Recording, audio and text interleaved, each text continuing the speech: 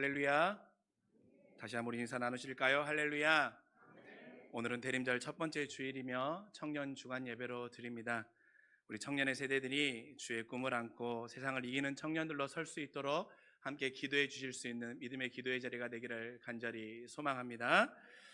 여러분, 젊은 세대들이 하는 간단한 게임 중에 하나가 있는데 이구동성이라고 하는 게임이 있어요. 이구동성. 그게 뭐냐면 진행하는 사람이 두 단어를 말씀드려요. 그러면 옆에 앉은 사람이 바라보고 그 두 단어 중에 서로 마음이 통하는가 안 통하는가를 알아보는 거예요. 그래서 오늘 말씀을 시작하기 전에 저희도 한번 해보려고요. 옆에 계신 분들 한번 바라봐 보실래요? 옆에 계신 뭐 두 분 아니면 세 분 이렇게 바라보시면 제가 여러분들에게 뭐 사과, 배 이렇게 단어를 드릴 거예요. 그러면 동시에 하나, 둘, 셋 했을 때 여러분의 마음에 드는 단어를 외치시면 되는 거예요. 아시겠죠? 자, 우리 두 분씩 한번 바라보고 한번 해볼까요? 네, 우리 이장로님이랑 김하정들 바라보시고, 자, 사과배로 한번 해볼게요. 자, 사과배 하나, 둘, 셋. 네. 네. 자, 그럼 한 번 더. 자, 한 번 더 해볼게요. 자, 한 번 더 해보겠습니다. 이번에는 뭐가 하냐면 산하고 바다예요. 어렵지 않죠? 산하고 바다. 자, 산하고 바다를 한번 다시 해보겠습니다. 하나, 둘, 셋. 네, 보면 잘 통하시네요. 네, 잘 통하십니다. 자, 그럼 이번에는 우리 여성 성도님들만 한번 해볼게요. 여성 성도님들만 한번 해보겠습니다. 자, 잘 들으십시오. 자, 시어머니 남편이에요. 자, 선택하는 겁니다. 하나, 둘, 셋. 네. 네. 이렇게 크게 들릴 줄이야, 남편이. 네. 자, 그럼 마지막으로 이번에는 저를 바라보시고 저랑 한번 해볼게요. 저랑 하는데 제가 말하는 단어하고 동일한 단어를 말씀하시는 분한테는 제가 상품을 보내드리도록 하겠습니다. 커피 쿠폰을 보내드리도록 할게요. 뭐 100분이면 100분 이런 식으로. 네, 진짜죠. 그러면 자, 쉽습니다. 짜장면, 짬뽕. 쉽죠. 자, 하나, 둘, 셋 하시면 자, 하겠습니다. 하나, 둘, 셋. 팔보채. 이럴 줄 알았어요. 저 사실 팔보채를 엄청 좋아하거든요. 근데 제가 보니까 지금 마음에 저랑 통한 분들이 있어서 그분들은 기억하고 제가 꼭 커피 쿠폰을 보내드리도록 하겠습니다. 자, 여러분, 방금 했던 거는 그냥 우리가 우스개로 이렇게 넘어갈 수 있는 건데 우리 인생 가운데 정말 중요한 선택의 시간들이 있습니다. 그리고 내가 무엇을 어떻게 선택하는가에 따라서 그 우리의 삶의 방향이 정말로 귀하고 은혜의 방향으로 갈 수도 있고 아니면 실망과 낙담의 방향으로 갈 수도 있습니다. 오늘 말씀은 무엇입니까? 오늘 말씀은 주님을 향한 방향, 주님과 함께 은혜를 나누는 방향으로 그 삶을 선택하는 자에게 허락하시는 하나님의 놀라운 사랑과 하나님의 인도하심이 담겨있는 본문입니다. 그렇게 우리가 오늘 말씀을 통하여서 주님을 향한 쪽으로 그 삶을 선택한 자에게 허락하시는 귀한 은혜를 함께 나누는 믿음의 시간들이 되기를 간절히 소망합니다. 여러분, 오늘 본문에 중풍병자가 나오지요. 여러분, 중풍병자 어떻습니까? 누구의 도움이 없이는 결코 움직일 수 없는 상태에 있는 사람이 바로 중풍병자입니다. 그래서 삶의 대부분이 죄악되고 불편하고 포기해야 되는 것들 투성인 것이 바로 중풍병자이지요. 누워있는 것이 오로지 그가 할 수 있는 일입니다. 여러분, 그런데 오늘 이 중풍병자의 삶을 보면 어떻습니까? 그의 인생에 몇 번의 포기할 수밖에 없는 상황들이 그의 인생에 존재했습니다. 첫 번째로 그가 그의 인생을 살아가면서 포기해야 되는 상황을 마주치는데 그것은 무엇이냐면 그가 중풍병이라고 하는 그 병을 얻게 된 상황입니다.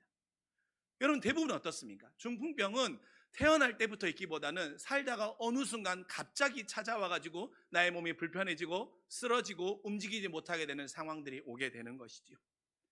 그도 잘 나가던 인생이고 남들과 똑같은 인생을 살아가다가 갑자기 중풍병이 찾아옴으로 인하여서 걷는 인생에서 누울 수밖에 없는 인생으로, 선택할 수 있는 인생에서 선택받을 수밖에 없는 인생으로, 나아가는 인생에서 누워서 멈춰버릴 수 없는 인생으로 그의 인생의 자리가 바뀌어버리게 된 것입니다. 여러분, 어떻습니까? 마치 우리도 우리의 인생의 한 순간을 살아가다 보면 어느 순간 나의 인생에 정말 예상하지 않은 중풍병과 같은 나의 삶의 어려움이 다가와서 나의 인생이 누워버리거나 멈춰버리거나 또한 포기할 수밖에 없는 상황들을 마주치곤 하셨을 것입니다. 또 하나의 그가 포기할 수밖에 없는 상황이 찾아오는데 그 상황은 무엇이냐면 바로 수일 전의 상황입니다. 여러분, 오늘 말씀 1절에 보면 뭡니까? 주님이 다시 가버나움에 들어가시죠. 다시 가버나움에 들어가시는 거예요. 그것은 무슨 말씀입니까? 주님이 이전에도 가버나움에 오셨다라는 거죠. 그런데 우리가 알다시피 주님이 나타나시면 어떻습니까? 온 마을에 소문이 퍼져서 사람들이 다 모이죠. 그러면 주님이 이전에 가버나움에 오셨을 때도 이 중풍병자의 귀에도 주님이 오셨다는 소식이 들렸을 거예요. 하지만 그는 주님 앞에 갈 수가 없었습니다. 그 이유가 무엇입니까? 그의 몸의 연약함 때문에 그는 주님 앞에 나아갈 수 없었던 거예요. 그러니 다시 한번 그의 인생 가운데 포기할 수밖에 없는 상황이 찾아온 것이죠.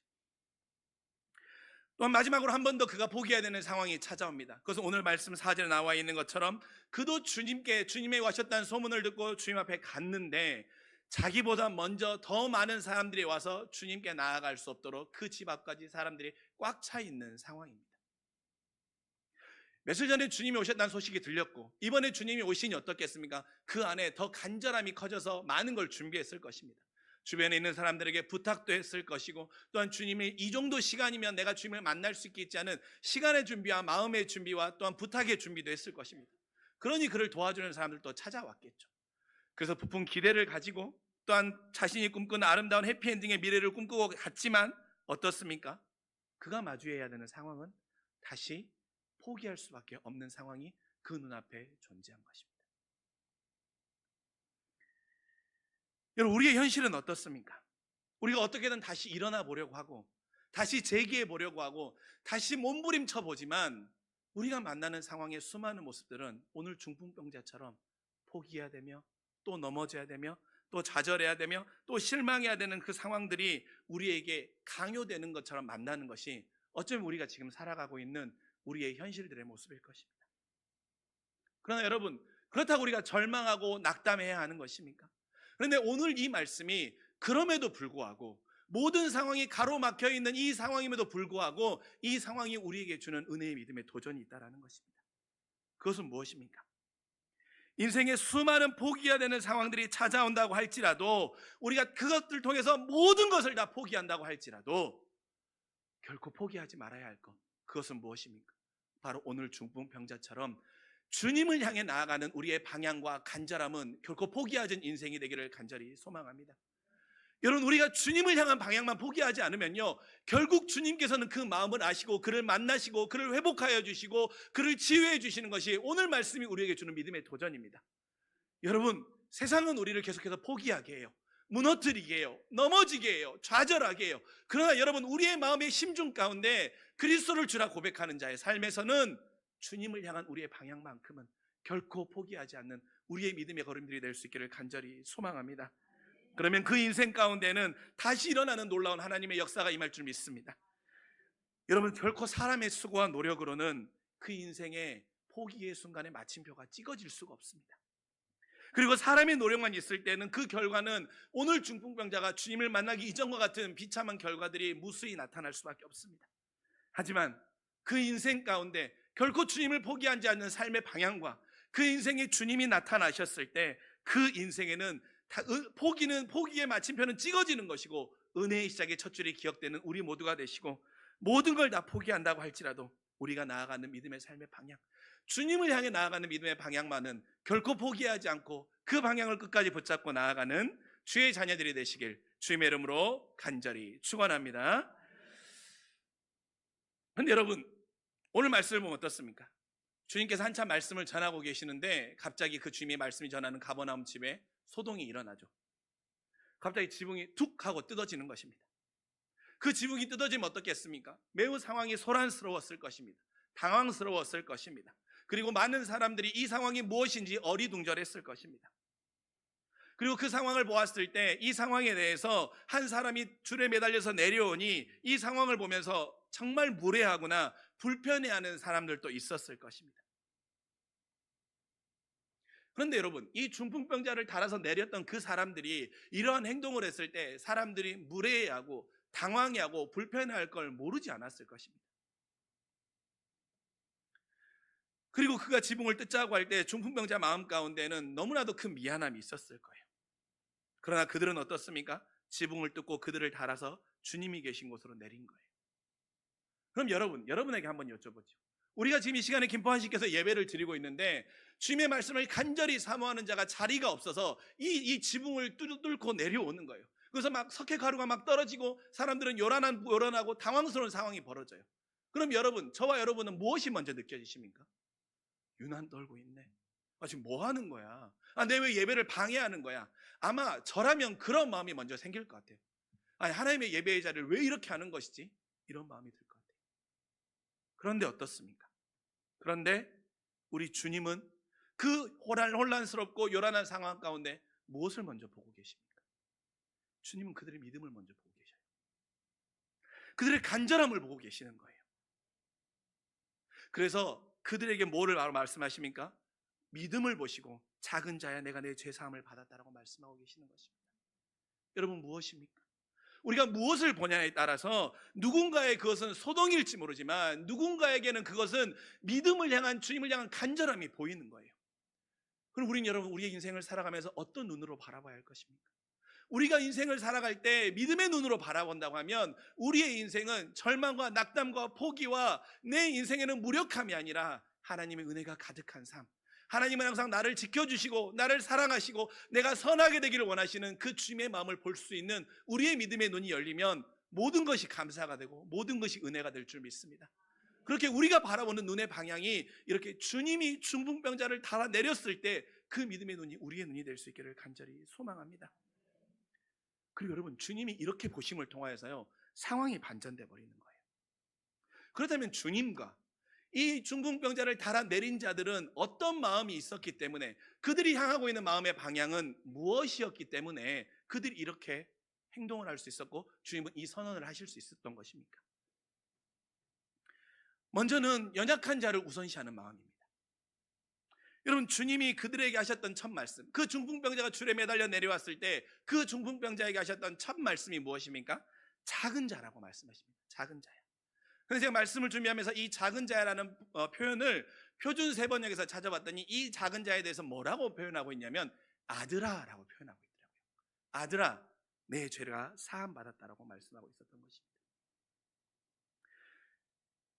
여러분, 주님이 만약에 그 행동을 보시고 무례하다고 여기고 주님이 보실 때 되게 불편하다고 여겼으면 주님이 그를 보면서 아들아 라고 말씀하실 수 있으셨을까요? 아닙니다. 주님은 그 연약한 자의 마음을 아시고 또한 그 연약한 자의 마음의 간절함을 아셨기 때문에 그에게 아들아라고 말씀하실 수 있었던 거예요. 그 연약한 자를 우선시하는 마음이 있으셨기 때문에 아들아, 내가 너의 믿음을 보았고 너의 죄가 사함을 받았노라라고 말씀하실 수 있었던 것입니다. 또한 지붕을 뜯는 그들도 주님과 모든 이들에게 이것이 민폐라는 사실을 모르지 않았습니다. 그래서 주님은 그 중풍병자와 그 지붕을 뜯었던 자들까지 마음을 헤아려 주시고 그 연약한 자를 먼저 생각하시는 그 주님의 마음이 오늘 이 세상을 살아가는, 또한 우리를 바라보는 주님의 마음인 것입니다. 두 번째는 무엇입니까? 기꺼이 손해보는 쪽으로 그들의 마음의 방향이, 주님의 마음의 방향과 그 중풍병자를 달아 매달는 자들의 마음의 방향이 향하고 있는 것입니다. 여러분, 주님이 그 사람에게, 그 중풍병자에게 내가 내 죄를 사함받았다라고 말씀하심을 통해서 주님이 당하신 손해도 있죠. 주님이 겪으신 손해는 무엇입니까? 그 자리에 서기관들이 있었죠. 그래서 서기관들이 그 마음에 무엇을 품었습니까? 저 사람이 신성모독을 하고 있구나라고 하는 주님이 받지 말아야 오해를 받게 되는 거예요. 그런데 주님이 그 마음을 아셨죠. 그러니까 주님은 받지 말아야 오해를 받으시는 그 손해도 주님은 기꺼이 감내하시는 거예요. 또한 그들을 달아 매달아 내리는 자들도 감당해야 하는 손해가 있습니다. 그들을 달아 매달아 내리는 자들이 감당해야 할 손해는 무엇입니까? 바로 시간과 물질의 손해를 그들은 당해야 했던 거예요. 감내해야 했던 거예요. 시간의 손해는 무엇입니까? 어찌됐건 자신의 일터를 내어놓고 자신의 일터를 잠시 멈추어 놓고 그 중풍병자를 들고 가야 했기 때문에 그를 위한 그 시간을 내어놓아야 했던 것이죠. 또한 물질의 손해는 무엇입니까? 자기의 집이 아닌 다른 사람의 지붕을 다 뜯어 놓았으니 어떻게 합니까? 결국에 그 주님과 영광을 돌린 다음에 그 지붕을 다시 수리하여 주고 그것을 고쳐주는 일 가운데 그들은 물질의 손해 또한 물질의 손해를 꼭 감당해야 됐던 일이 바로 그들의 손해였던 것입니다. 무엇입니까? 그렇지만 그들은 물질의 손해와 시간의 손해와 또한 주님께서는 내가 오해받아도 오해받는 것도 기꺼이 감내하시는 거예요. 연약한 자를 위하여서 나의 손해를 기꺼이 감내하고 있는 모습, 그것으로 그의 삶의 방향들이 흘러가고 있는 모습을 오늘 우리에게 보여주고 있는 것입니다. 왜 그러셨습니까? 그리고 그들은 왜 그런 행동을 했습니까? 그것은 우리가 알고 있다시피 너무나도 당연한 이유이지만 바로 사랑하기 때문인 것이죠. 여러분, 사랑하면 연약한 자를 내가 사랑하는 자가 연약하면 그 연약한 자를 우선시하는 마음이 찾아오는 것이고, 그 사랑하는 자를 통해서 기꺼이 손해를 감당할 수 있는 것이 바로 그 사랑을 증명해내는 방법인 것입니다. 여러분, 우리가 누군가를 사랑한다고 말하지요. 내가 청년들을 사랑한다고 말할 때, 제가 청년들을 사랑한다는 것을 구체적이고 분명하게 증명해 보일 수 있는 가장 명확한 방법 중에 하나는 뭐냐면, 저의 시간과 물질의 헌신이 없이는 제 사랑을 증명해 볼 수 없는 거예요. 말로는 다 사랑한다고 할 수 있죠. 그러나 정말로 사랑한다고 하면 기꺼이 연약한 그들을 향해 내 마음이 향하는 것이고, 그들을 살리기 위해서 나의 시간과 물질의 손해도 아까워하지 아니하고 돌려받을 마음도 갖지 아니하고 그들을 향해 내어줄 수 있는 그 마음이 바로 사랑하는 자의 마음인 것입니다. 그 모습을 우리에게 분명히 보이셨던 분이 누구이십니까? 바로 우리 주님이시지 않습니까? 주님께서도 기꺼이 우리가 연약한 우리를 위하여서 하늘 보좌를 버리시고 이 땅에 내려오셨고, 우리를 향해 주님께서도 모든 손해를 감당하시고 그 몸을 십자가에 달려 돌아가심을 통하여서 우리의 영혼을 구원해 주신 그 사랑의 놀라운 보이심이 바로 주님이 우리에게 보이신 사랑의 증표이지 않습니까? 그럼 무엇입니까? 우리도 마찬가지라는 거예요. 그렇게 소망하기는 우리 김포한 신교회 안에 서로 이러한 사랑의 은혜가 넘칠 수 있기를 간절히 소망합니다. 연약한 자를 위하는 그 마음, 내가 사랑하는 그 영혼을 살리기 위해서 나의 시간과 물질을 아까워하지 아니하고 기꺼이 내어줄 수 있는 마음, 그래서 그 영혼이 살아난다고 하면 그것으로 나는 족하다고 하는 그 마음이 우리 김포한 신교회의 충만히 넘쳐남을 통하여서 우리 김포한 신교회 안에 사랑과 은혜가 풍성해지는 믿음의 공동체로 설 수 있기를 간절히 소망합니다. 근데 저는 여러분, 이 말씀을 묵상할 때 있잖아요, 한 가지 좀 의아했던 부분이 있습니다. 그건 뭐냐면, 어쨌든 중풍병자가 이제 줄에 매달려서 주님 앞에 딱 도착했잖아요. 근데 만약에 제가 그 자리에 있었으면, 내가 중풍병자라고 한다면 주님 앞에 내가 딱 도착했을 때 가장 듣고 싶은 말이 뭐겠습니까, 여러분? 가장 듣고 싶은 말은 내가 내 믿음을 보았고 내가 너를 낫게 하겠다는 말이 가장 먼저가 되지 않겠습니까? 근데 주님이 이 사람에게 먼저 하시는 말씀은 무엇입니까? 내 죄를 사함받았다라는 말씀을 먼저 하세요. 제가 만약에 그 상황에 있었으면 저는 그 말을 들으면 좀 당황했을 것 같아요. 죄를 사함받는다고? 나는 지금 몸이 먼저 낫는 게 먼저인데. 그런데 여러분, 이런 요란함을 떨면서 자신 앞에 온 이들의 목적을 아시는 주님께서는 왜 이런 말씀을 하셨을까? 여러분, 우리가 이것을 잠시 기억하며 이 말씀 이후에 일어난 상황의 반전의 또 다른 상황을 우리가 한번 돌아봅시다. 주님께서 이 말씀을 하니까 서기관들이 뭐라고 말합니까? 마음에 생각하기를 저자가 신성을 모독하고 있다고 말하지요. 어떻게 하나님 한 분밖에 죄를 용서할 수 없는데 자기의 입으로 죄를 사함받았다라고 하느냐라고 말하고 있는 것입니다. 그런데 주님은 그들의 마음까지도 아셨죠. 우리 주님은 간절히 원하는 자의 마음도 아시고 주님을 판단하려고 하는 자의 마음도 다 아시는 거예요. 그럼 우리의 마음을 다 아시는 거죠. 그래서 주님이 그 마음을 아시고 9절에 어느 것이 더 쉽겠냐고 그들에게 말씀하신 이후에 이어서 내가 이 땅에 온 이유는 죄를 사하는 권세가 있는 줄을, 즉 하나님의 아들됨의 권세가 있는 줄을, 하나님의 아들됨임을 너희에게 알게 하려 하노라라고 말씀하고 그 다음에 뭐라고 말씀하십니까? 그들에게 중풍병자를 낫게 하시는 것입니다. 중풍병자를 낫게 함을 통하여서 그 자리에 있는 모든 사람들이 하나님 앞에 영광을 돌리며 태어나서 한 번도 보지 못한 기이한 일을 보게 하는 그 놀라운 역사가 일어나는 것입니다. 무엇입니까?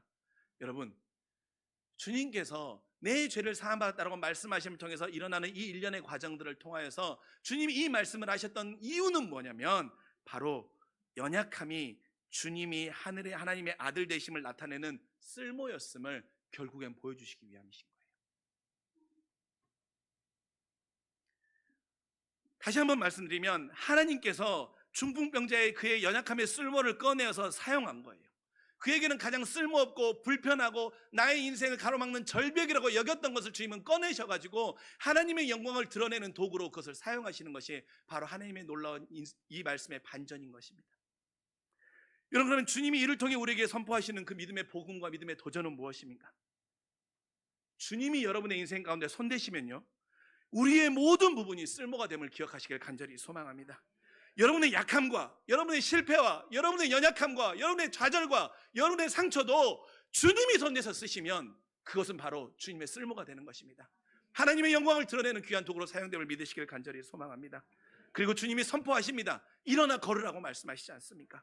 그러면 여러분도 일어나 걸으셔야 됩니다. 주님, 나는 여전히 나의 연약함과 상처와 가로막힘과 환경 때문에 일어날 수 없습니다라고 하는 것은 주님의 말씀을 거역하는 거예요. 주님은 여러분의 인생의 쓸모를 내가 사용하겠다고 말씀하시는데, 주님이 결정하셨는데 왜 우리가 그 결정을 따르지 않는 것입니까? 여러분은 그 결정을 따르실 때 여러분의 인생 가운데 그 놀라운 역사가 일어남을 기억하는 우리 모두가 되기를 간절히 소망합니다. 그래서 우리 인생에 가장 위대한 놀라운 기적은 쓸모없다 여기는 나가 주님이 내 인생에 다가오셔서 쓸모있는 인생으로 바뀌는 것이 우리 인생의 가장 큰 은혜인 것입니다. 여러분, 저도요, 제가 청소년과 청년의 시절을 보내면서 참 제 인생이 중풍병자와 같은 인생이라는 생각을 많이 했었습니다. 그런데 오늘 말씀에는 중풍병자는 그 들것을 들어주는 이들이 있었는데, 내 인생에는 내 들것 하나 들어줄 사람도 없구나라고 하는 것 때문에 참 많이 낙담하기도 하고 좌절하기도 하고 세상을 비판적으로 바라보는 것들이 많았습니다. 그 당시에는요, 심지어 내 부모님마저도 내 들것을 들어줄 힘이 없는, 어떻게 저런 부모님이지라고 하는 그런 생각을 많이 했었어요. 그래서 그때는 참 치기 없는 생각인데, 내가 꼭 성공해야지 하는 생각을 많이 했어요.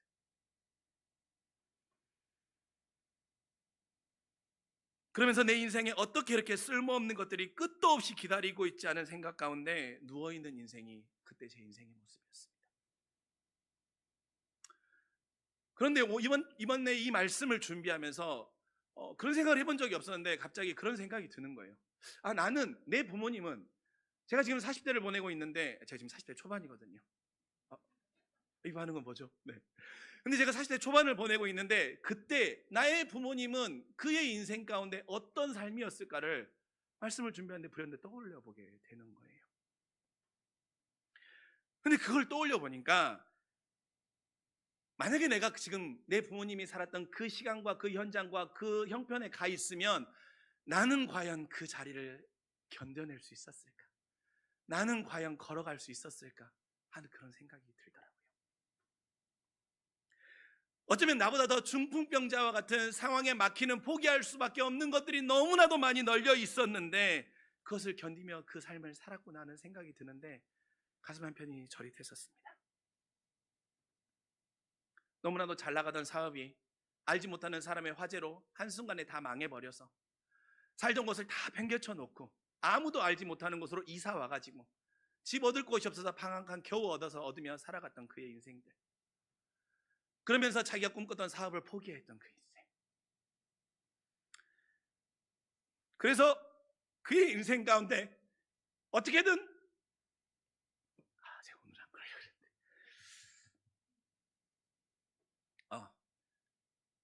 자녀를 책임지기 위해서, 또한 가족을 책임지기 위하여서 많은 것들을 모든 가정, 모든 집에 있는 다른 사람들의 집에 나온 쓰레기를 다 치우고 그 집들을 고쳐주면서 살아갔던 그 인생, 참 그 인생의 모습들을 생각할 때 참 치열했구나라는 생각이 들었어요. 그런데 그러면서 제 인생에 제가 참 오늘 말씀 받으면서 저에게 다가왔던 깊은 은혜는 뭐였냐면, 여러분, 제 부모가 제 인생의 귀퉁이 하나를 들어주지 않고 있는 인생이라고 생각했었는데 이번 말씀을 준비하면서 아니었구나라고 알았어요. 뭐냐면, 두 분이 들 수 있는 온 힘을 다해서 나의 삶의 귀퉁이 한쪽을 들고 주님께로 걸어갔던 그 모습을 보게 되었습니다. 그렇다고 해서 세상의 것들이 아니었어요. 세상에 더 좋은 것을 먹이고 입히고 그것이 아니었어요. 뭐였냐면, 제가 중학교, 고등학교 시절, 또한 그 시절까지 저희 부모님이 방학 기간이 되면 새벽에 저를 깨워서 어떻게든 새벽 기도를 데려가시려고 했어요. 그래서 그 자리에 가서 졸건 자건 그러던 말건 항상 새벽을 깨워 기도하는 훈련을 시키셨고, 중학교 때까지만 되더라도 방학 때가 되면 꼭 3박 4일 기도원을 데리고 가셨어요. 그래서 기도원에 데리고 가서 아침이건 점심이건 저녁이건 집회에 참여해서 뜨겁게 기도하는 기도의 훈련을 시켰어요. 그러면서 그 기도하는 자가 하나님의 힘과 능력을 누릴 수 있다고 하는 그 믿음의 기도의 모퉁이를 나에게 들게 하심을 통해서, 들어주심을 통해서 제가 앞으로 나아갈 수 있도록 저의 그 기도로 저의 삶의 모퉁이를 들어주셨던 거예요. 또 다른 한쪽으로는 비록 삶은 피로하고 중풍병자와 같은 우리의 삶의 상황과 현실이라고 할지라도 그래도 우리의 가정은 주님을 우리의 삶의 가장 우선시하는 목적으로 살아가고 말씀대로 살아가면 주님이 때마다 먹이시고 입히시니까 우리가 결코 이것만큼은 포기하지 않는 그 삶을 살아가자고 하는 그쪽을 통해서 또 다른 한쪽을 들고 저의 인생을 끌고 가 주셨습니다. 근데 여러분, 부모님뿐만 아니었어요. 제가 말씀드렸다시피 누구 하나 나를 도와주지 않는구나라는 생각을 했었는데, 제가 초등학교 6학년, 중학교 1학년 때였던 것 같아요. 근데 제가 예수전도단이라는 곳에서 선교훈련을 받을 기회가 있었습니다. 근데 그 선교훈련을 받는데 선교훈련의 마지막 순서가 뭐였냐면 한 2주, 3주간 해외로 선교지로, 그러니까 노방전도를 가는 거예요. 단기 선교를 나가는 것이 그 과정의 코스였었습니다. 근데 그 당시 돈으로 적은 돈이 아니었어요. 한 150에서 200만 원 사이 정도 돈이 됐던 것 같아요. 그러니까 저희 집의 상황과 형편으로는 제가 그 노방전도를 간다라는 것, 단기 선교를 간다고 하는 것은 엄두도 낼 수 없는 상황이었습니다. 근데 어떻습니까? 계속 훈련을 같이 받았는데 받은 친구들은 가고 저만 안 가기에는 되게 마음이 서운하잖아요. 그리고 기도했죠. 하나님, 기도했었어요. 정말 가고 싶다고. 그런데 그 소식을 듣고 저희 친척들이 십시일반 돈을 모아가지고 그 선교지로 나아갈 수 있는 그 선교 기금을 마련해 주셨었어요. 또 한 번은 제가 신학교에 다니던 시절에 학비로 고생하지 않도록 저희 모교의 모든 장로님, 권사님들이 그 돈을 모으셔가지고 학비를 대어주셔서 저는 사실 대학교 다닐 때 학비 때문에 걱정하지 않았었어요. 공부하는데. 그렇게 또 저희 인생의 한쪽을 들어주셨습니다. 김포한 신교에서도 저는 마찬가지였었어요. 제가 김포한 신교에서 여러분, 이 오랜 시간 동안 여러분과 함께 믿음의 사역의 길을 걸을 수 있는, 참 부족함이 많은 저인데 제가 이 길을 걸을 수 있는 건요, 하나님이 제 삶의 중심에 있는 것도 있지만 여러분이 저의 인생의 기퉁이를 들어주셨기 때문에 저는 지금까지 이 시간에 있을 수 있다고 자신 있게 말씀드릴 수 있습니다. 때로는 저희 가정 가운데 정말 말할 수 없는 너무나도 중요한 기도의 제목이 있을 때 새벽마다 저를 위해 기도해 주셨던 성도님들이 저희 인생의 가정의 기퉁이의 기도를 들어주셨고, 때로는 제가 말씀을 전했을 때 제 말씀의 부족한 부분과 더 잘 되기 위해서 제가 말씀을 전했을 때 저의 부족한 부분에 대해서 안내해 주시고 또한 그 길을 알려주셨던 목사님의 그 안내가 있었기 때문에 제가 조금씩 성장할 수 있었고요. 때로는 교회에서 목회자보다 더 교회의 필요를 아시고 교회에 나와서 묵묵히 교회의 상황들을 챙겨주셨기 때문에 제가 이 자리에서 여러분과 함께 믿음의 생활, 믿음의 신앙으로 나아갈 수 있는 것입니다. 무엇입니까, 여러분? 저는 제 인생에 누구도 내 삶의 귀퉁이를 들어주지 않는다고 생각했는데 돌아보니 하나님은 한순간도, 단 한순간도 안 들어주신 적이 없고 나의 인생의 모든 귀퉁이를 때마다 시마다 가장 좋은 것, 가장 완전한 것으로 들어주셔서 지금까지 제 삶을 인도해 주셨던 것입니다. 그것은 바로 저뿐만 아니라 이 자리에 함께 예배한 우리 모두의 인생 가운데 주님은 지금도 일하고 계심을 믿고 확신하는 우리 모두가 될 수 있기를 간절히 소망합니다. 여러분, 지금 저와 여러분은 어떻습니까? 누군가 우리의 삶의 귀퉁이를 들어주어서 이 자리까지 왔습니다. 그리고 지금은 우리는 누군가의 귀퉁이를 들어주는 세대로 살아가고 있습니다. 여러분에게 믿음의 도전 하나 드리고 싶습니다. 오늘은 특별히 청년 주간 예배로 드립니다. 그렇다면 여러분, 우리 귀한 청년의 세대들과 또한 다음 세대의 교육 세대들을 위해서 여러분들이 바로 그 귀퉁이를 들어줄 수 있는 믿음의 사람들이 될 수 있기를 간절히 소망합니다. 여러분, 청년의 세대들에게 믿음 없다고 말씀하지 마세요. 믿음 없다고 말씀하시기 전에 여러분들이 그 귀퉁이를 들어줄 수 있는 사람들이 되기를 간절히 소망합니다. 우리 김포한신교회 4분, 아니 2분이 양쪽에서만 우리 청년들을 위해서 기도의 귀퉁이로, 사랑의 귀퉁이로, 용기의 귀퉁이로, 헌신의 귀퉁이로 그들을 위해 기도해 주시고 들어주시면 결코 이들은 세상으로 떠나지 않을 것입니다. 하나님의 사람으로 설 것입니다. 그리고 이들이 우리 김포한신교회를 세워가는 믿음의 다음 세대로 굳게 설 것입니다. 여러분, 우리가 그 믿음의 귀퉁이를 들어주는 거룩하고 복된 주님의 성도들로 섭시다. 그럴 때 우리의 믿음의 청년의 세대들은 그 은혜를 받음을 통하여서 온전하게 설 것이고, 저들이 또 우리의 세대가 되었을 때 믿음의 귀퉁이를 들어주는 그 믿음의 선한 은혜의 대물림들이 우리 안에 일어날 줄 믿습니다. 그렇게 사랑하는 성도 여러분, 소망하기는 우리 모두 다 주님이 나를 사랑하기에 내 인생의 귀퉁이를 들고 나보다 더 나를 간절함으로 이끌어주셨던 그 사랑을 기억하며 이번 대림의 절기, 대림의 기간 동안 그 사랑의 은혜를 누리며 살아가는, 또한 그리고 우리 모두가 믿음의 인생의 귀퉁이를 들어줌을 통하여서 사랑과 은혜를 충만히 나누는 거룩한 주님의 자녀들로 설 수 있기를 주님의 이름으로 간절히 축원합니다.